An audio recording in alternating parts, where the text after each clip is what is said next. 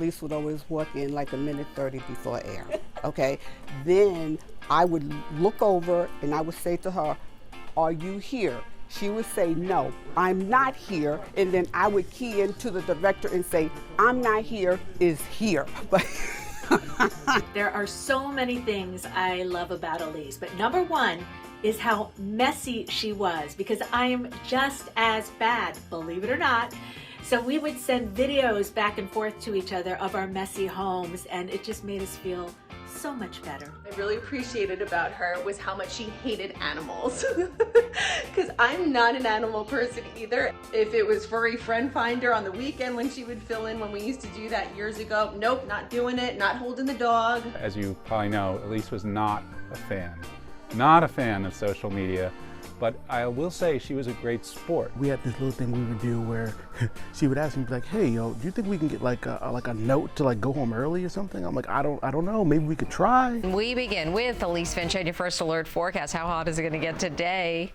We are expecting temperatures to soar into the 90s today. The image that replays in my mind is the one of Elise as a princess walking through Untermeyer Gardens, about to marry her true love, Greg. And she really was just such a breathtaking bride. We shared a special bond with our kids, our daughters, who have these wonderful stories of having special hearts and being happy and healthy.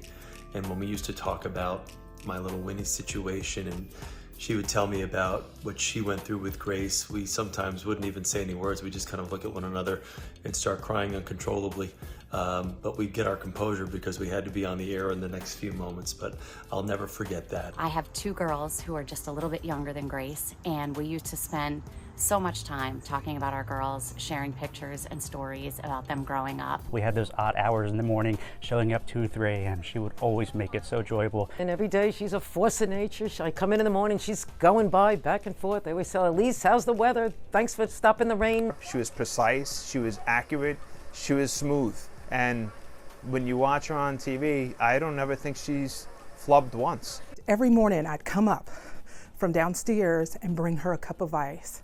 And I just want to say, I still get the ice for her because she was so incredible. So this one's for you, babe.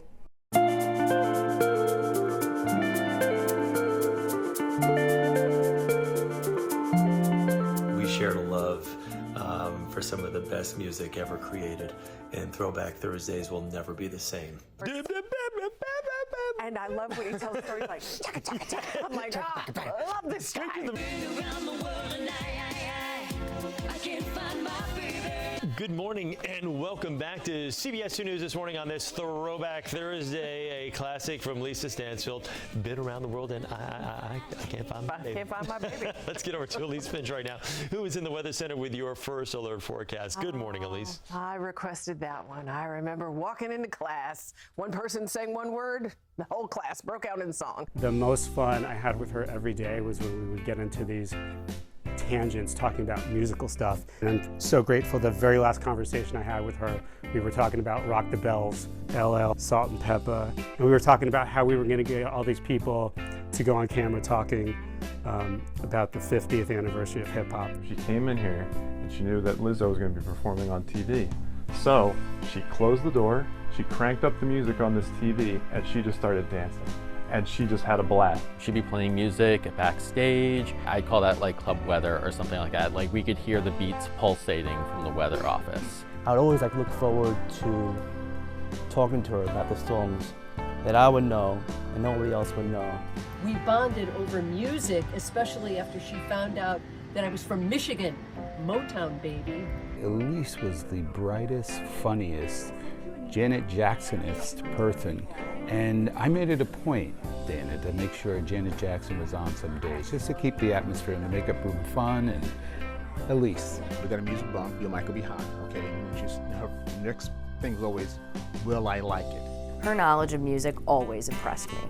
Even music that she didn't like. Like, I'm a Taylor Swift fan, and she used to always give me nonsense for it. When she came to town for the concert, she's like, "Really, we're bumping in with Taylor Swift again?"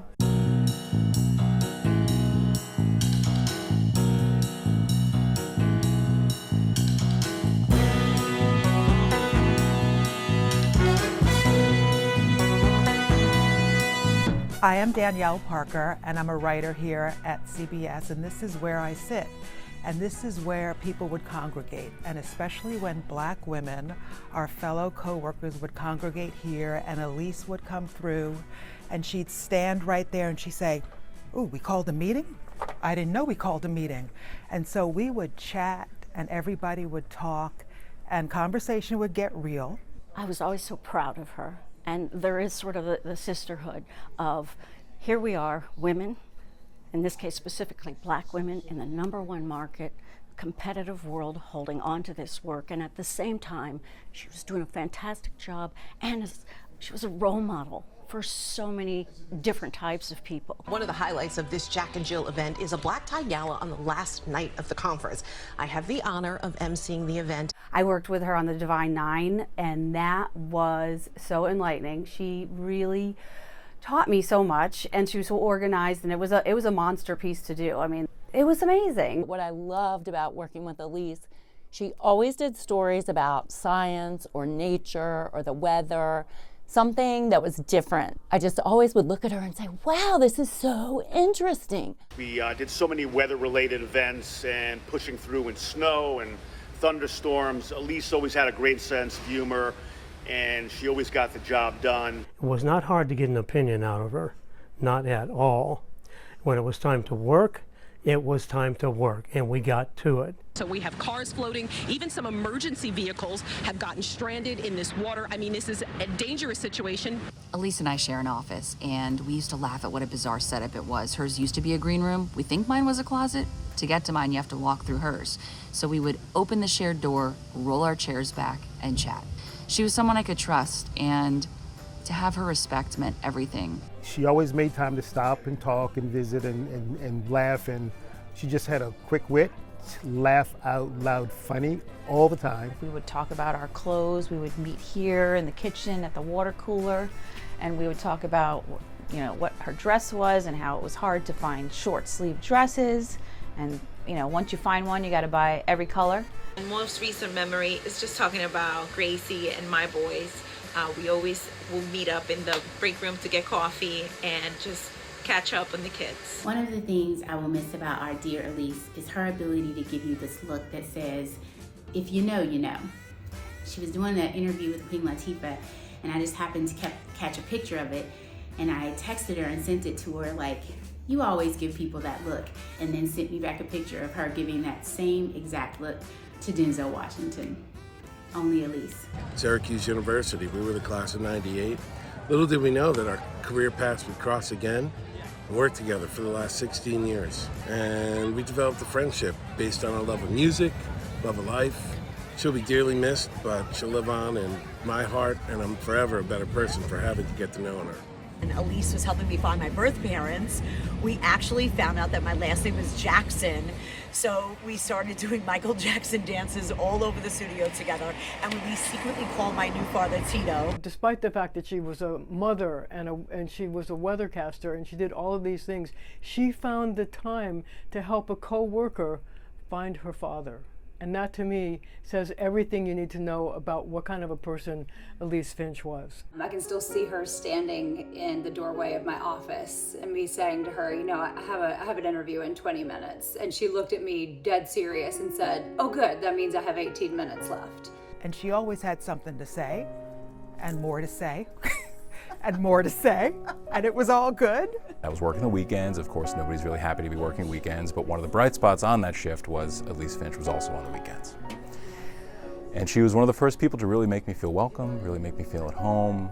Elise, what a gem of a soul. From the moment I stepped foot in the newsroom, she made me feel like I was home, that I was welcome. She'd walk over to my desk, sit on top of the desk, and say, hey girl. When I started and I was so nervous, and she was so welcoming, and she asked me where I'm from, and I said Minnesota. She said, Minnesota, I worked there.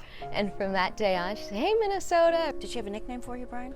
She just called me B. Elise rotated between 3 nicknames for me. It was either Jess, Nico and Coco's mommy, or Baby.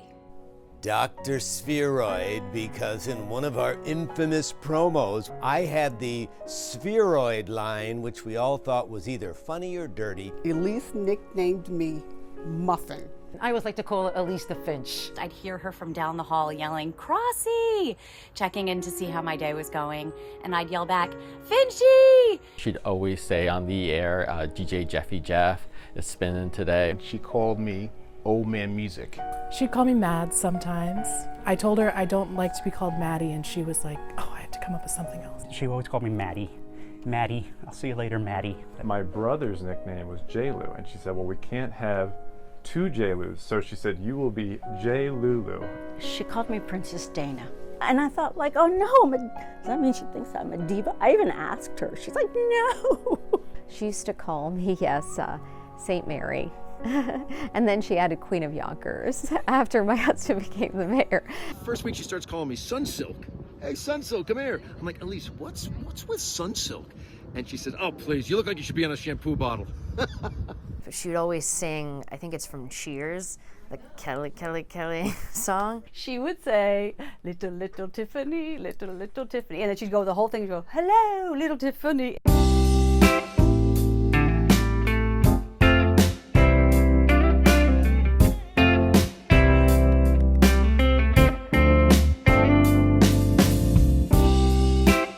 She was one of a kind. She was the best friend any girl could ever ask for. And I just want to say to Grace and Greg, you know, your beloved Elise was a protector of us. She protected you. She protected the community by always wanting to lift those voices that we don't hear from. Gracie, I just must say to you, you are so loved. You are a miracle, and your mom was a miracle too. For nearly 2 decades, Elise and I have been partners in the CBS 2 Weather Center, and boy, to say I'm a fan would be a big understatement. We've been through the worst storms and heat waves and whatever, and Elise is always rock solid. But even more important than that, she can always manage to make me laugh. And Elise, I got you with me. I love that girl.